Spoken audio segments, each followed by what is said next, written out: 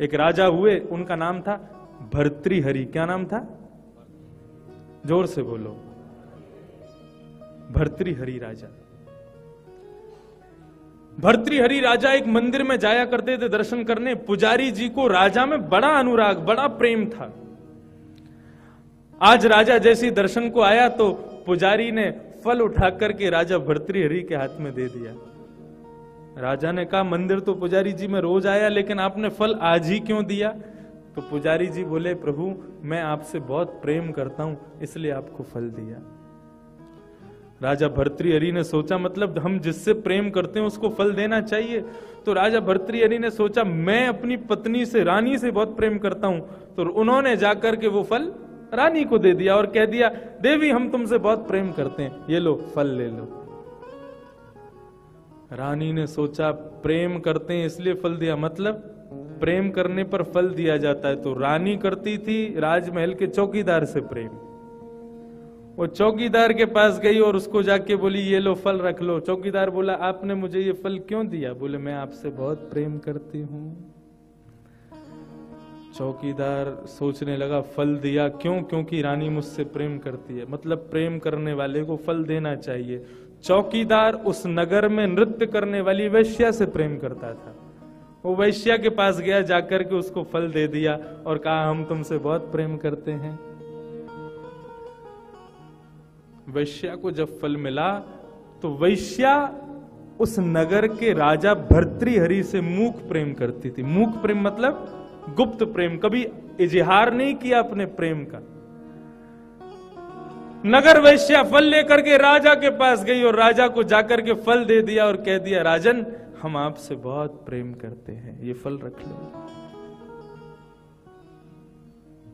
भर्तृहरि राजा ने फल देखा, बोले, ये फल तो वही फल है जो ब्राह्मण ने मुझको दिया, मैंने रानी को दिया, इसके पास कैसे?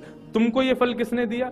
बोले, मुझे ये फल आपके चौकीदार ने दिया। बोले, क्यों दिया? बोले, उसने कहा कि वो मुझसे प्रेम करता है।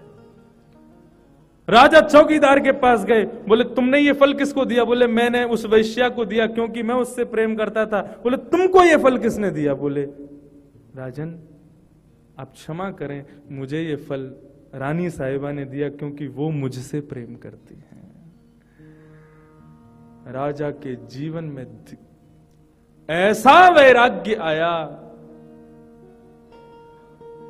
ये फल ब्राह्मण ने मुझे दिया क्योंकि वो मुझसे प्रेम करता है, मैंने रानी को दिया क्योंकि मैं रानी से प्रेम करता हूं, रानी ने इसको दिया क्योंकि ये इससे प्रेम करती है, और इसने एक वैश्या को दिया क्योंकि वैश्या से प्रेम करता है, और वैश्या ने मुझको दिया क्योंकि वैश्या मुझसे प्रेम करती है। यदि इतना प्रेम अपने ठाकुर जी से किया होता तो ये फल कब का भोग लगा लिया होता भगवान ने। और राजा ने एक श्लोक गाया है कि आम चिंतयामि सततम मयि सा विरक्ता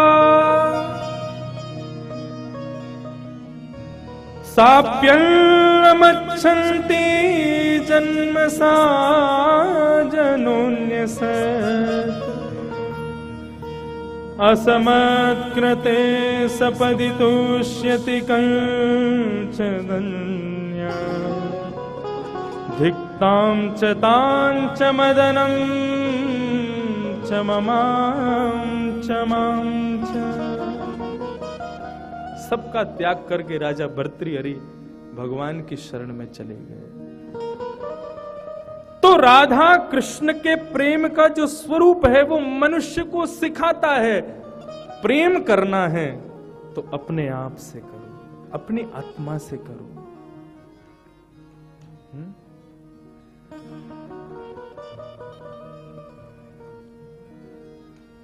हमारी आत्मा कौन है?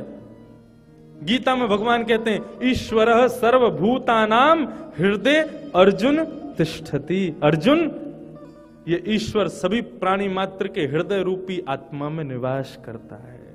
हमारी आत्मा ही श्री कृष्ण है, उस आत्मा से प्रेम करो।